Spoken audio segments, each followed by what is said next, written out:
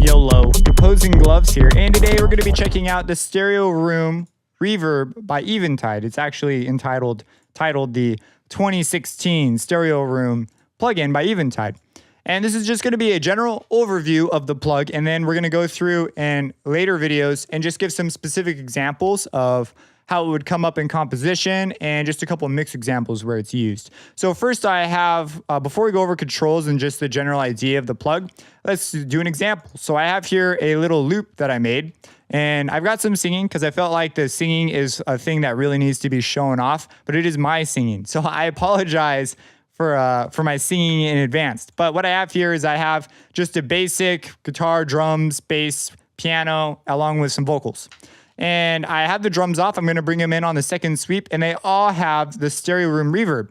And it's really surprising. You get a very clear sound from this, but it has a really great ability to move things to the forefront and to also move them back in the mix, which is something that's really desirable in a lot of mixing situations, and a lot of reverbs just don't deliver this kind of ability. A lot of times they just make things sound really big, or they create a space, but in a way that's not useful for a lot of mixing situations. So sometimes people will go to delays to fix that. But without more talking, let me go ahead and play this for you. Just give a listen. I'll show off some of the plugs while it's playing.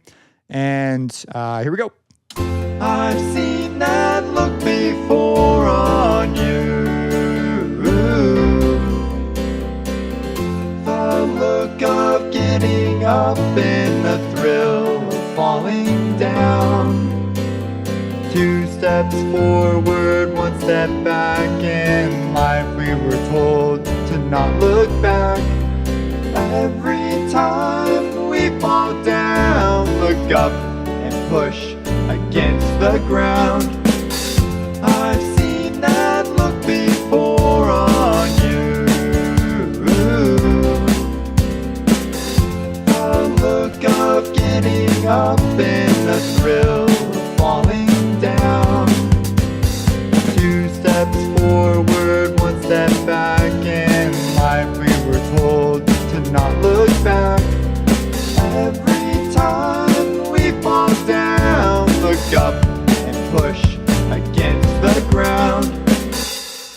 So that's what we're going to be working with. That's our general thing there. So the first thing I want to do before we get into details is let's do some A, B. So let's just go ahead and go to the vocals, and let's close all these extra reverbs I have open so we know which one we're looking at, right? We have too many. And let's go to the vocals. And of course, I did quite a bit of processing because it is my singing. But let's go ahead and just take the Stereo Room Reverb off and hear what it sounds like without it. I've seen that look before on you. So that's what we have. It's really forefront, and it's lacking a space, obviously. And so what we want to do is we want to give it, a more defined spot in the mix. And we could use compression, but compression will often, I actually am using compression on this, but if you use compression in a way to try and accomplish the movement of a sound in a mix, like change where it is spatially, oftentimes that can be a really bad idea. Things end up getting squashed or sound flat, and you just have issues. And so what we can do instead, or you end up creating a lisp or something. So what we can do instead is we can grab some sort of a delay plugin. Sometimes people go for a stereo widener that often has the nice ability of mellowing out some of the high end, because I've got this sort of bright forefront in the mix right now. And so what I'm going to do is I'm going to put on Eventide, obviously the Stereo Room. And so what we're going to do is just turn that on. I've seen that look before on you. That's after. And now it moved right back in the mix, but it's still at the forefront. It added clarity, and it's not really mud. A lot of times when you add a Reverb plugin, you get a bunch of extra mud. And this has the nice, not muddy sound. If we just do some ABs here. I've seen that. I've seen that. I've seen that.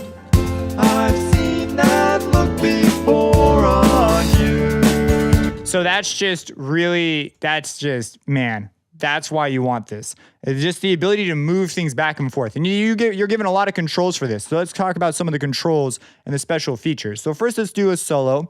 And what I have here is they feature a kill switch. So you have your input and your general meter, and you've also got a clipping. Now this clipping meter is not like a clipping meter based on the input. This clipping meter is based on the algorithm. So if you introduce clipping at any point in the algorithm, it will show up here, which can be really useful. So if you see like the clipping meter come on, but you didn't clip here, it might be because your decay is too high, and that's just causing things to digitally clip within the algorithm. But anyways, we have this kill switch, and when I click it, it's going to kill the input, and this is going to allow me to hear the tail of my sound, so I can hear specifically what the reverb is doing. So let's go ahead and play it. I've seen that. And you can hear the tail right there. Let's go again. I've seen that look before on you. There you have it. Now, this doesn't have that horrible, lengthy tail where there's just, I don't know, some plugs, they don't work in these sorts of settings as far as Verb goes. So this has a really nice room. It is really heavily based on modeling a stereo room setup. So a lot of times Reverb plugins will use algorithms that are really complex and involve a lot of randomization, whereas this one went for, we want to be complex enough to have a decent, well, not decent, to have a really good dense echo after the early reflections are done, which is really important because if they're too simple, you get flutter, which just sounds bad. And so we need to preserve the early reflections, have decent middle and late reflections, but we don't want to be DSP heavy. And so this is really light on your processing. And what we have is we have pre-delay. That's pretty self-explanatory in a lot of plugs. It changes how fast the reflections start happening. In larger rooms, you'll put more pre-delay because when you speak, it's going to hit the back wall and come back, and it's going to take longer because the walls are further away. So pre-delay is something you always sort of want to consider. In small rooms, obviously, this is going to be a very short amount of time. If we bring it up. I've seen that look before. And this is with back with the original. I've seen that look before. And so you can hear it come right back. Let's do a couple ABs. Maybe something more ridiculous. I've seen that look before on you.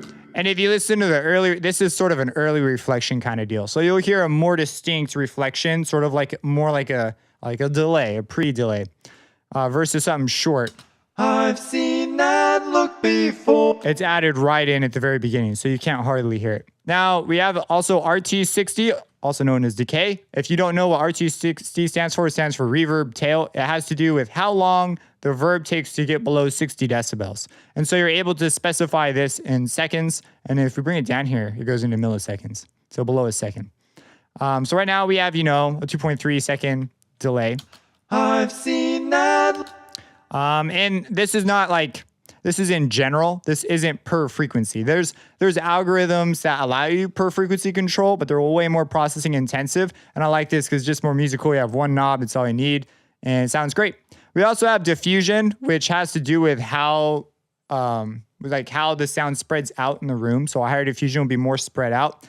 This is something you just have to mess with on a per case basis. Usually I don't have to do too much screwing around with it. But it's also given as a fan control, so like more diffuse and less diffuse. I've seen that look before. And then let's do like really little so you can hear it. I've seen that look before. This could be a control that has more effect depending on the material you give it. So if you give it like a drum hit with a sharp transient, this will probably have a bigger impact. In fact, let's go ahead and do just that. Let's go ahead and go over to the drums, turn those on.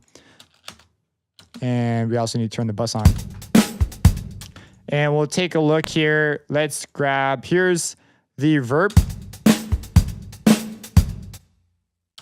And so it's not doing a bunch here. So let's turn it up like a bunch so we can really hear it.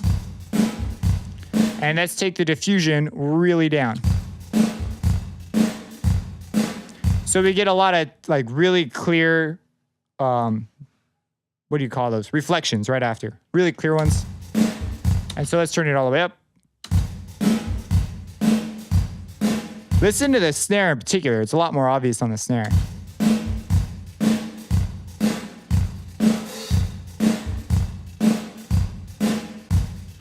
it's like the of the snare opens up a bit. So, I mean, it's happening on a lot of things. You can focus on hi-hats. Usually high frequencies are easier to follow. So if we do it one more time, here's with 100%.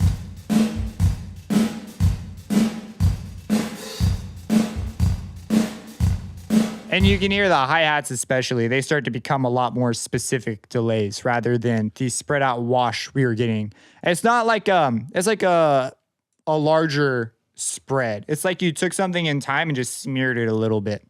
So, okay, so that's diffusion in a nutshell. Let's go back to the vocals, just because I don't think drums are always the best for showing a reverb.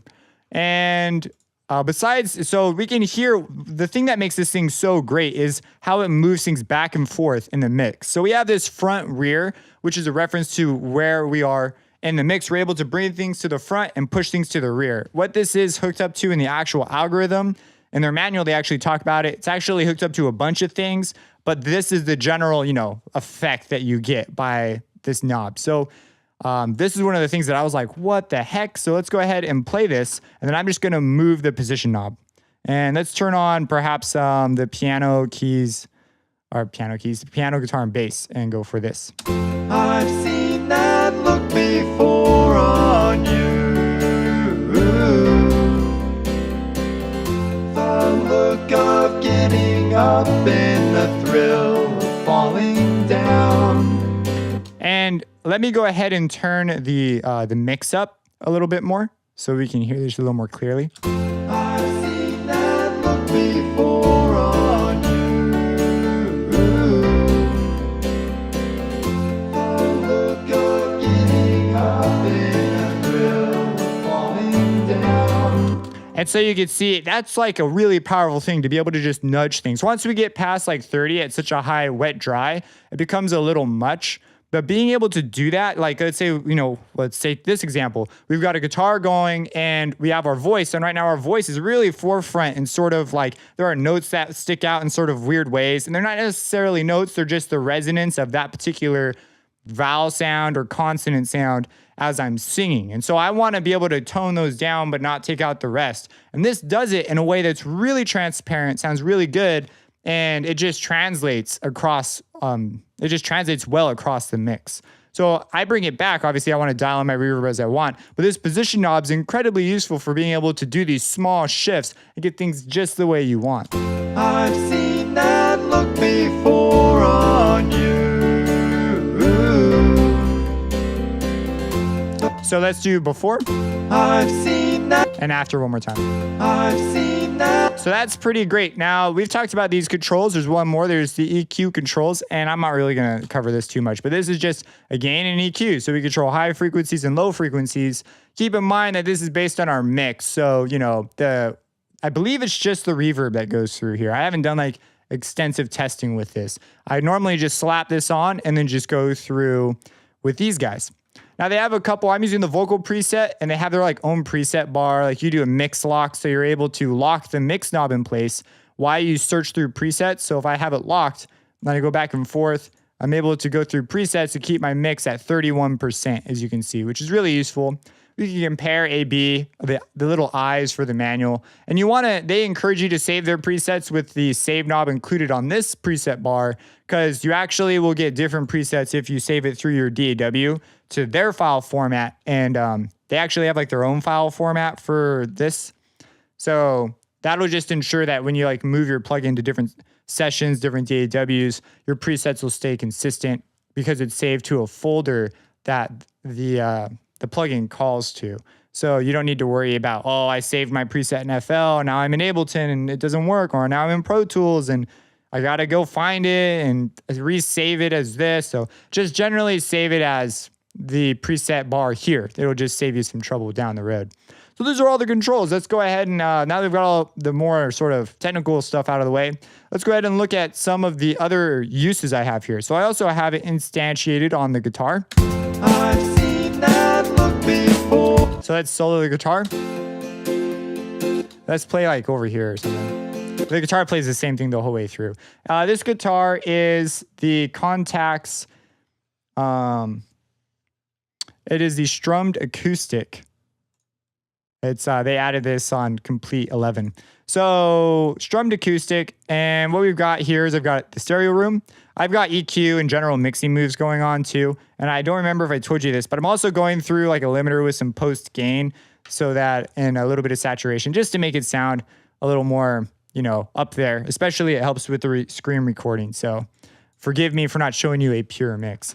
What we have here is a similar deal. This time I've got behind the hall. It's like the second preset on the thing, and I dialed it up to about 26%. But let's bring it back down, and let's compare it with bass and piano and just slowly dial it in. Actually, let's do drums too. So it comes right to the forefront. It's like, oh my gosh. So let's go ahead and bring it in.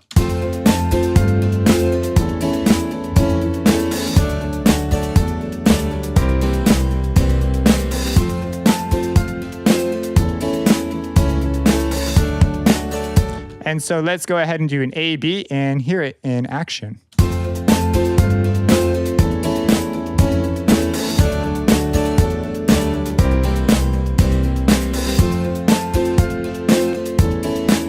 And so you see, it just gently nudged it back in the mix, and it didn't add a bunch of mud, which is something I'm just going to keep saying because it's like my favorite thing about this thing is how clean it sounds. Let's go ahead and go over to the piano and check out this one. So I've got another one, similar settings. This one's on the default patch, so there's nothing loaded there. And let's just go ahead and A-B this. So listen for the piano.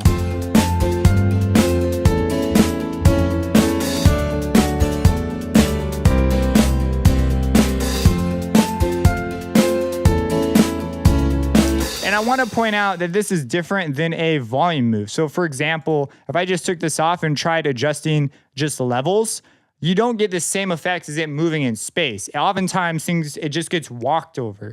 And so this has like that nice middle ground where you want it to be reduced and move back, but you don't want it to get just stepped all over by things that are simply louder than it. So let me go ahead and show you this in solo. And here it is with the verb on. So that's what's going on. And the reason this works to an extent is because the transients still get through. So the body of the note's a lot more affected than the initial part. And that's why a volume move is a bit different of a decision. And here it is with it off. It's just a lot more tasteful. Let's toss in the bass and let's listen to the bass in solo. Now I kind of have a lot on, but I liked the effect I was getting, but let's just dial it back. Hearing it in solo. Not the best way to mix. You should mix things with other things playing, but here we go. And here's it off. I still have quite a bit of reverb on it. Am I touching the right verb? I'm not. Here we go. Yeah, that's the original. And so if we just have it like that. 2 steps forward, 1 step back. It sits forward, and I mean, some people might enjoy that. I don't. I feel like it sticks out quite a bit. So I want to bring it back. I put quite a bit of verb, like I previously said. 2 steps forward, 1 step back. So listen back, I'm like, oh, that does sound quite a bit muddy. So let's go ahead and bring this back just because it's bass. And so if you have smeared bass, it's not always the best idea. 2 steps forward, 1 step back. In life we were told to not look back. Every time we fall down. So I like that a bit better. So I brought the front up and I brought the mix down a little bit. So this brings it focuses the sound a little bit so that it's not as severe. That way I don't get that smearing at the bottom end. But verb on the bass isn't always a bad thing. A lot of records like use it. So it's sort of been, today people have just like learned this set of rules. And one of the rules usually included is don't put verb on bass. And that's a bad rule. Don't listen to that rule all the time. It's good advice for getting a really clean, crisp mix, but it doesn't work across every situation. 2 steps forward, 1 step back. In life we were told to not look back. So I still get that bottom in, and it just fits in nicer, I think. And if I bring it out, 2 steps forward. that was piano. Bring it out. 2 steps forward, 1 step So back. I've done a bunch of low cuts and stuff. I got the low cut, high passing in my head, and so I've made room for this thing specifically. And then, yeah, we've also got drums. Now, the drum thing, I took it off. I didn't notice an incredible benefit in this particular case, but this could work just as well on drums. And apparently it's common use because this is a hardware unit, if you didn't know. Here's the website, and you can get like a demo. They did not pay me for this. I just really like the plug. And so we have here some features, and you've got some solos and someone else talking about it, which is always really nice. And we've got the stereo room. This is the old hardware unit. So that's really cool because I was at a convention showing off this particular plugin, and a lot of people already know about it. And I guess it's common use, or what it was typically used for a lot of the time, was slapping it on the snare drum. Now, I just slapped it on the entire set, but I was listening specifically for the snare. I've even got a preset labeled live snare. So I was like, what the heck? Of course, it's got live, so probably meant for a live situation. I don't know. Let's listen.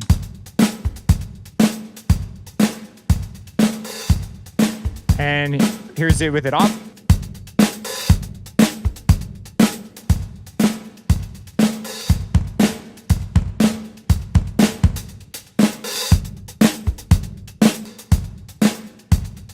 And so that's what's going on right there. And if you're wondering what I'm using the 70s kit, the Abbey Road 70s kit, which I really like because, 70s were all about that. The era was just about a really tight sound. I did leave the main Verb on in the mix settings here. So I am sort of mixing things here. I didn't touch anything in here. You can just hear the Verb when it's on. Oh, and they've also got some, these kits have extra mics that have like, they have ambient mics up. I was going to say ambiance. So I didn't really touch it. I sort of just threw it down and got one of the grooves already running and tossed that in. So I could, because I was focusing on like songwriting and I needed a groove to work with. So anyways, I felt like that was pretty exhaustive as far as like seeing various examples and applications and explaining what it is. So in the future, we're just going to look at some places where it comes up just naturally, where you might decide to toss it on in composition. And, yeah, if you have any questions, let me know. Let's play this thing for you. And hopefully now that you've taken in all this information, you can specifically hear the Verb and its effect. And I'm going to remove it off the drums. You could hear it on that snare though, which is something that is really nice. If I put my snare on a separate channel, or even my hi-hats, I would probably do that, maybe with a shorter delay. So here it is. Try and see if you can hear more of the mixing that's gone on. I've seen that look before on you. The look of getting up in the thrill of falling down. 2 steps forward, 1 step back. In life we were told to not look back. Every time we fall down, look up and push against the ground. So yeah, there's the vocals. I think I need to probably bring this down a bit. I was clipping a little bit. I wasn't paying too much attention. Should have been paying more attention. If you have any questions, let me know. Subscribe and have a blessed day.